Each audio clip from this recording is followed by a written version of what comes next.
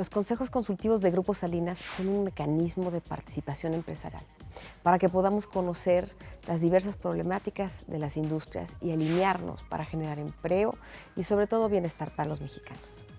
En la frontera de México con Estados Unidos, cada minuto cruzan más de $1 millón en productos. Cada 24 horas cruzan 20,000 camiones de carga y también 1 millón de personas. Para hablar de todo lo que implica el transporte, me acompaña hoy Sergio Sarmiento. Así es, Ninfa, y las cifras que acabas de compartir con nosotros nos hablan de la gran dinámica comercial y de movimiento que existe en nuestro país. El sector de transporte es un engrane fundamental para que México siga desarrollándose.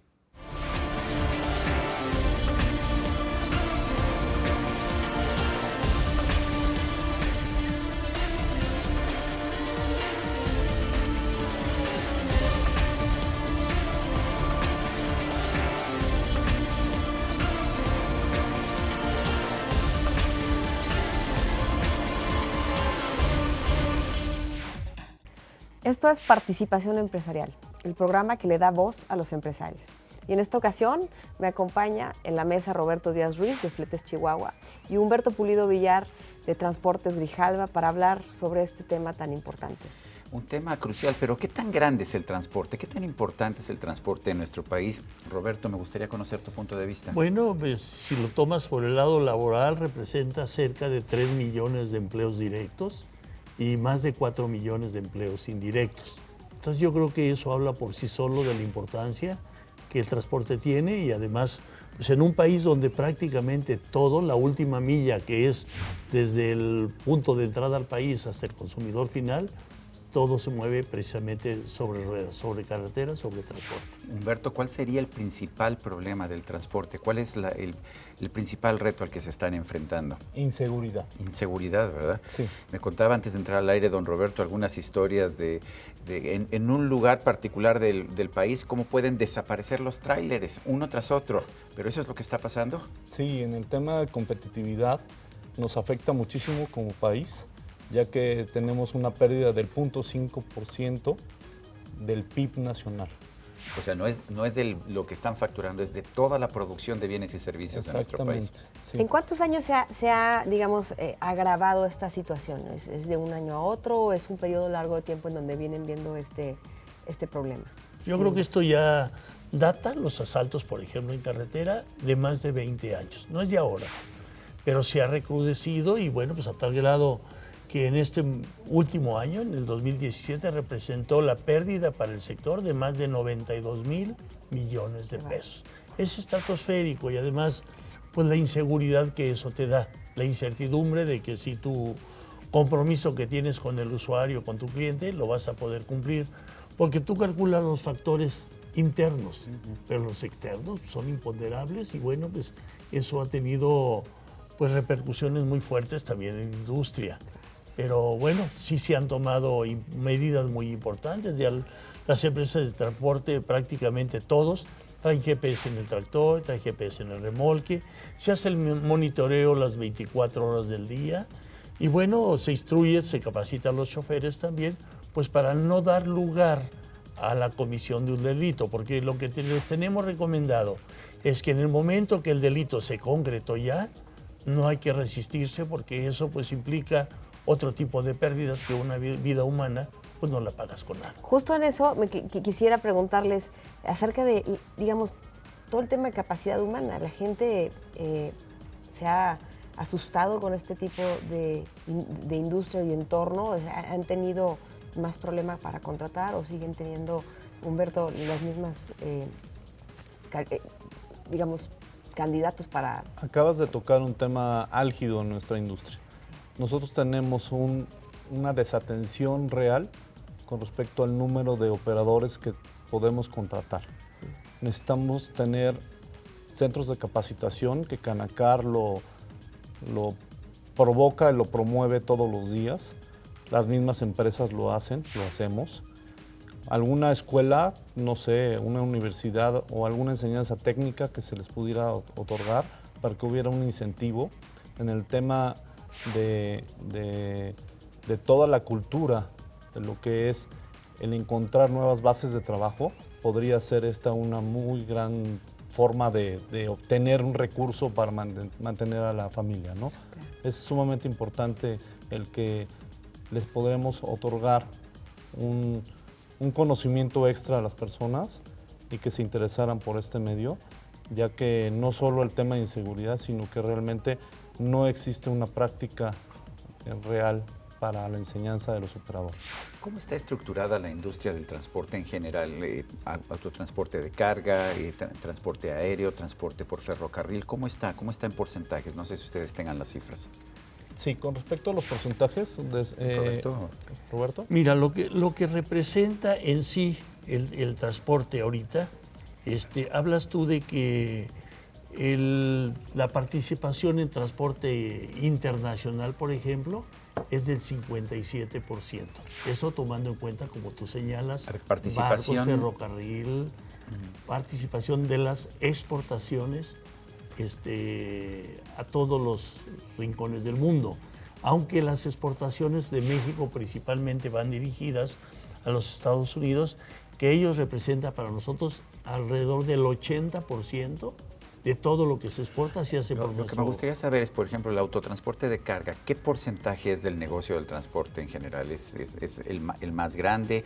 Que los ferrocarriles que representan, los aviones. No, con muchos es el más grande. Pero eso es lo que yo pensaba. Sí, con muchos es el más grande. Mira, el ferrocarril, por ejemplo, por decir algo, representa cerca del 12%. El 11 y pico por ciento de todo lo que se mueve en este país. Sin embargo, por ejemplo, el transporte aéreo es mucho más pequeño. El transporte aéreo representa el 0.2%. O sea, es muy, en muy, México muy, la muy carga pequeño. se mueve por carretera. Principalmente. Nosotros movemos, se puede decir que a lo interno prácticamente cerca del 100% de toda la carga. La última milla la hacemos nosotros. Por eso cuando se habla de que el transporte pudiera tener un desequilibrio nos preocupa mucho, porque podría generarse, el día que el transporte de carga, el transporte carretero, le fuera mal, habría un desabasto en prácticamente todos los rincones del país. Por eso lo defendemos mucho y por eso creemos que México debe de ser llamado a ser la plataforma logística de América. El potencial es muy grande, son 3.600 kilómetros de frontera con la economía más grande del mundo, no es cualquier cosa. Con la gran ventaja que del centro del país, que es donde está la mayor parte de la industria, de un día para otro te pones en frontera. Cosa que si te mueves hacia un barco, pues el barco puede durar una semana o dos en hacer la carga, otros 8 o 15 días o un mes en llegar a destino, y luego lo que viene siendo la descarga. Entonces creo que la actividad es preponderante. En el caso que señalaba Beto de la capacitación, Canacar ha hecho un gran esfuerzo. Tenemos ahorita escuelas de operadores precisamente pensando en ese gran desabasto o gran necesidad que tenemos. Tenemos ahorita escuelas en Irapuato, en Silao, Guanajuato, en León, Guanajuato, tenemos en Guadalajara, tenemos en Aguascalientes, tenemos en Monterrey, tenemos en Allende, tenemos en Córdoba, Veracruz, y estamos próximos a inaugurar otras 3. Entonces, perdón, nada más por decirte algo, el año anterior, en el 2017 a 2018, acaba de entregarse la rendición de cuentas del CECATI 28, que es el que nos da el servicio en Aguascalientes, en la escuela que Canacar creó, de 3.800 y tantos operadores capacitados en un año.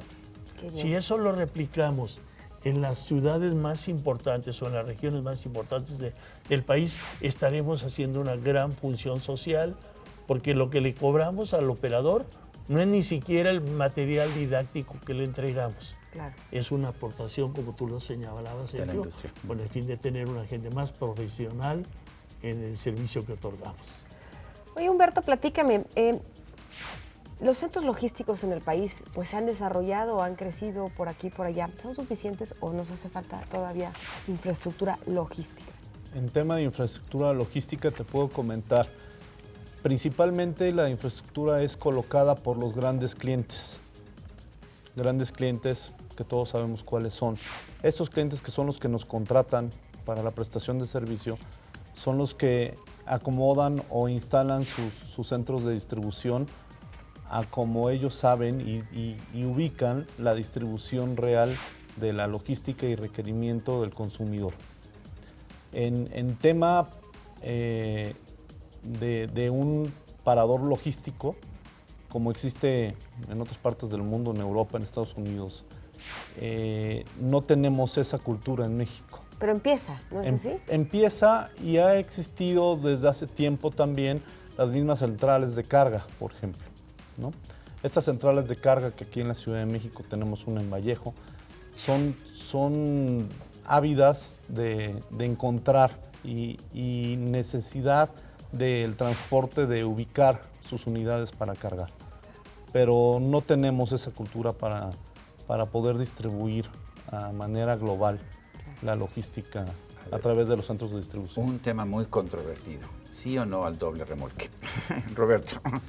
Bueno, mira, nosotros como Cámara, y ya me tocó a mí ser el presidente de la Canacar, Canacar, y pues desde hace 30 años soy el presidente en el estado de Aguascalientes. Yo creo que debe de existir, y para nosotros como organismo, como Cámara, te debo de decir, Sergio, que mientras haya un solo transportista con esa modalidad de servicio que esté cumpliendo con toda la normatividad y las autorizaciones que la Secretaría de Comunicaciones y Transportes te da, debemos de aceptarlo. Sabemos que son cargas más que nada para grandes volúmenes, cargas voluminosas.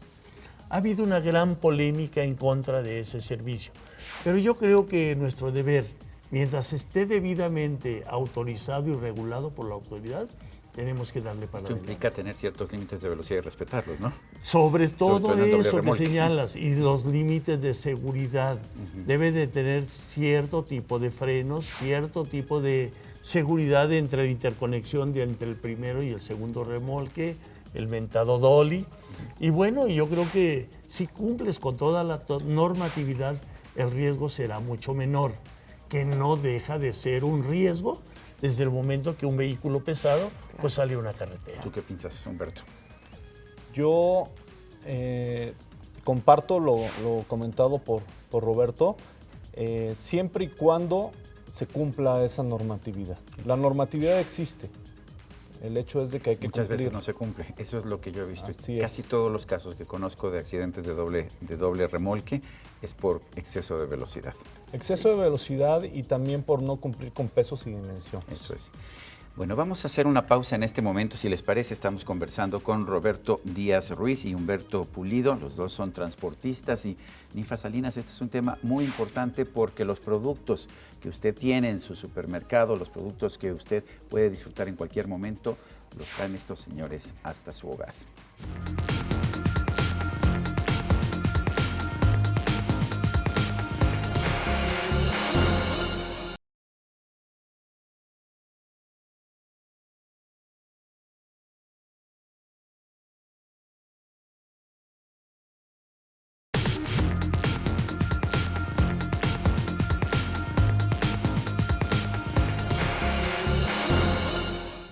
Estamos en participación empresarial, hablando el día de hoy sobre transporte, Sergio. Pues a mí me parece un tema fundamental. La gente no se da cuenta de lo importante que es el transporte hasta que tiene desabasto. Entonces sí se da cuenta de la importancia. ¿Cuáles son los primeros obstáculos que tienen ustedes? ¿Qué es lo que impide en un momento determinado que puedan cumplir mejor con su función? Humberto. Los costos logísticos.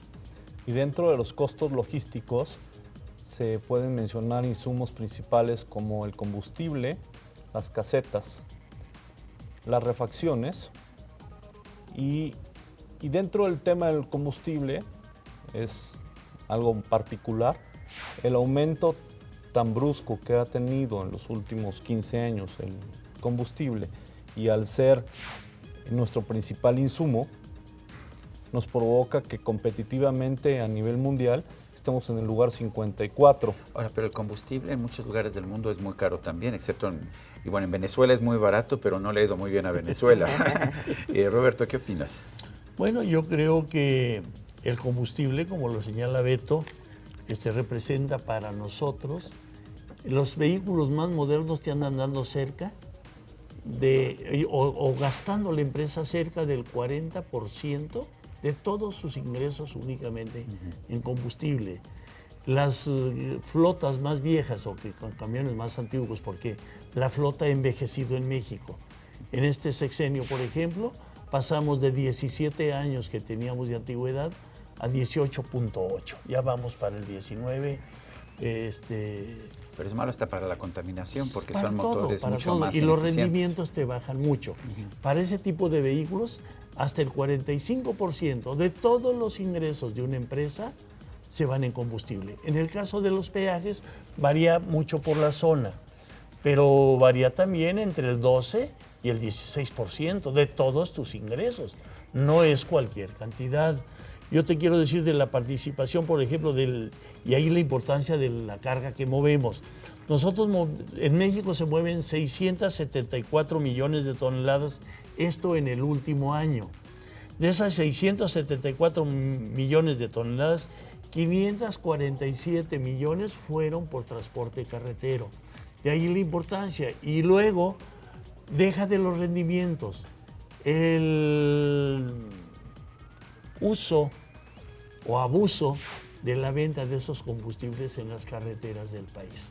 El huachicoleo. Lamentablemente el huachicoleo, yo creo que es el problema, después de la inseguridad o la seguridad, el segundo que tenemos Pero, es el huachicoleo. ¿Por qué es un problema para ustedes si compran combustible más barato que se lo han robado a alguien a Pemex? Fíjate que no.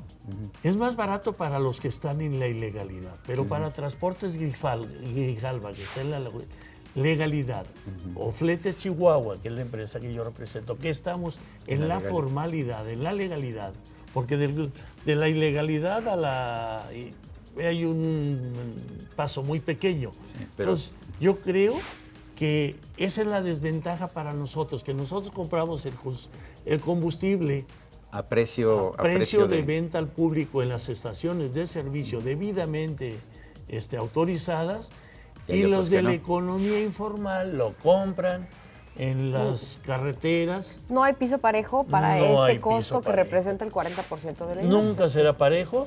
La informalidad, porque te digo, la informalidad está a un paso de la ilegalidad. Un productor agrícola, ¿qué factura necesita para echarle diésel a su tractor? Pues es más fácil ir a comprarlo ahí en el Tejabancito, donde se lo venden todavía a 8 a 10 pesos, que nosotros lo compramos ahorita ya casi a 21. Nosotros tenemos el IEPS, que es algo que nos ayuda a nosotros a temperar un poquito esa gran diferencia. Pero nuestro coco, ahorita, entre la inseguridad y el huachicoleo, son de los dos principales problemas que traemos. Habiendo dicho lo que mencionas, Humberto, me gustaría que me platicaras entonces cuáles son los retos de mediano y largo plazo para la industria, porque parece ser que la inseguridad es uno muy importante, pero ¿cómo se lo plantearían ustedes? La inseguridad sí es importantísimo por lo que mencioné relacionado a lo que tenemos en afectación dentro de nuestro patrimonio, y lo acabo de comparar con el PIB nacional. Otro tema que podría ser muy importante es la normatividad. La normatividad que realmente se lleve a cabo, se ejecute y se cumpla. Con ese tipo de ejemplos podemos entrar a una competitividad y este piso sea parejo para todos. De esa manera nos va a ayudar muchísimo. Los costos logísticos que mencioné son importantes. Se mencionó del combustible, las casetas. Dijiste tú que el precio del combustible es similar en México que en muchos otros países. Sí, pero por ejemplo en Estados Unidos el costo del combustible ya va incluido el costo del peaje. Así es. Y en México no. En México hay que pagar el peaje por esa parte, sí, tienes razón. Ustedes nos están diciendo que fundamentalmente tienen dos retos en el mediano y en el largo plazo y dos problemas. Y los dos tienen que ver principalmente con inseguridad. Huachicoleo es inseguridad de robo de combustible y la inseguridad de los asaltos en carretera, el que te detengan el camión y te quiten la carga, pues es el otro tema. ¿Qué le pedirían ustedes al nuevo gobierno de la República? Roberto.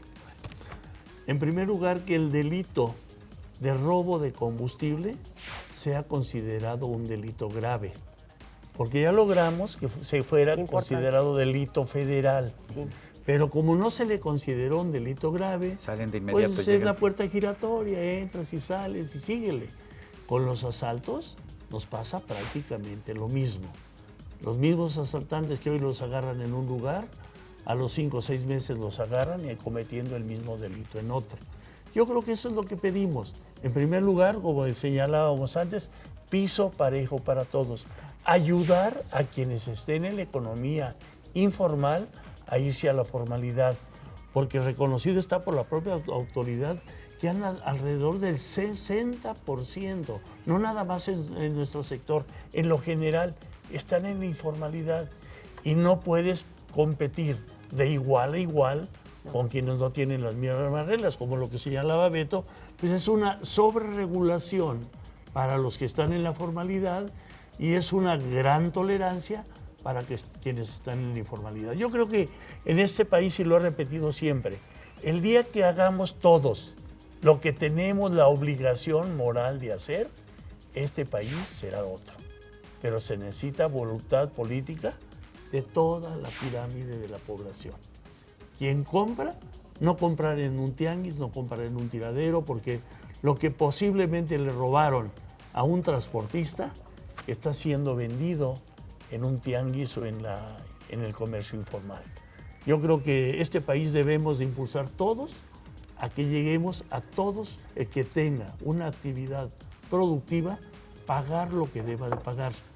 Como señalaban los de los fules, pues mientras esté dentro del esquema que la autoridad maneja para hacer ese tipo de servicio, pues tendrá que continuar. Claro. Pero si se aplica lo que es la legalidad, tendrá que circular en lo que señalaba Sergio, a 80 kilómetros por hora, guardar 300 metros de distancia de un full a otro, y a veces los ves que casi van pegados uno a otro. Por lo menos los que vienen detrás de mí siempre vienen a 20 metros. Sí, entonces todo eso hace que los accidentes se provoquen, y entre más grande es el equipo o el vehículo, pues el golpe puede ser mucho mayor. Acabamos de ver en Estados Unidos un accidente donde una sola limusina causó 18 muertes.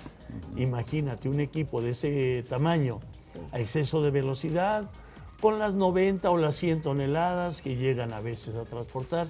Yo creo que hay que cuidar mucho lo que la autoridad señala que debe de ser para tener, pues más o menos... ¿Sí se dan cuenta que este es un problema seguridad también de legalidad? O sea, la autoridad debe, su responsabilidad, aplicar la ley. Estamos viendo un problema de falta de aplicación de la ley, un gobierno que no aplica la ley en lo que debe y que en cambio pues permite que se roben cargas o que se roben el huachicol, ¿no? Te quiero decir que el transporte de carga en Aguascalientes, en el 2017 y lo que va del 2018, y toca madera para que así siga, no hemos tenido un solo asalto en las carreteras del estado. Eso es hacer el esfuerzo a quien le corresponde por obligación brindarnos seguridad. Pero hay otra región del país en la que te han asaltado 19 tráileres en un mes. No, 4 estados imagínale a Beto que a él le toca correr Beto, ¿cuáles son para esa zona. Sí, ¿verdad? Oye, Beto, platícanos, ¿cuáles son las perspectivas de crecimiento para esta industria? Particularmente la de transporte terrestre. Es amplísima la visión que tenemos de crecimiento en el transporte de carga. ¿Por qué? Principalmente por lo que ya se está promulgando, que es el explotar el Istmo de Tehuantepec, con la unión de Coatzacoalcos y Salina Cruz. Eso sería un canal de Panamá terrestre. Viejo proyecto. Y es Viejo proyecto. No hay que excavar un canal, es cuestión de tener una buena infraestructura de transporte. Infraestructura, y hacia eso iba. Una de las cosas, o lo álgido y a solicitud de nosotros para el nuevo gobierno, sería la infraestructura. Eso es. Casi se nos acaba el tiempo. Conclusiones. Roberto primero, Humberto después. Roberto. Bueno, yo creo que tenemos un gran país que debemos de cuidarlo entre todos. Debemos de sumarnos al trabajo de las nuevas autoridades, y yo creo que podemos seguir desarrollándonos y desde luego, pues, acabar con los rezagos que hemos traído. Le enseñaba yo a Ninfa, por ejemplo, ahorita, que el sector del transporte, por ejemplo, hemos crecido entre el 6 y el 7% anual. Mucho más que la del economía. doble de lo que ha crecido la economía nacional. Creemos que el transporte tiene una gran oportunidad de desarrollo. El Tratado de Libre Comercio se renovó con ese acuerdo que, bueno, nos va a seguir permitiendo a utilizar esa gran economía de los Estados Unidos, y yo creo que es momento de oportunidades. Toda crisis se convierte en una oportunidad, de Coparmex lo hemos dicho toda la vida. Si la manejas adecuadamente, esa crisis puede ser una oportunidad. Humberto. Aprovechamiento de los recursos que tenemos. Tenemos una plataforma logística natural a nivel mundial. Podríamos ser el puente entre Asia y Europa. Tenemos a nuestro vecino del norte, la primera economía mundial. Y lo más importante, tenemos las ganas y la gente para trabajar. Muy bien, y mi conclusión, Ninfa, es qué importante es cumplir la ley, qué importante es que haya reglas, pero que se cumplan esas reglas. Lo saco de lo que nos dicen los dos Betos, Roberto y Humberto. Así ¿Y es, la Sergio. tuya, Ninfa? Pues la mía también, piso parejo. Casi en la mayoría de los programas nos encontramos con que todo el mundo pedimos piso parejo. Qué interesante que pudiéramos hacer eso valer, ¿no? Pues esto es Participación Empresarial, el programa que le da voz a los empresarios de nuestro país. Nos vemos la próxima.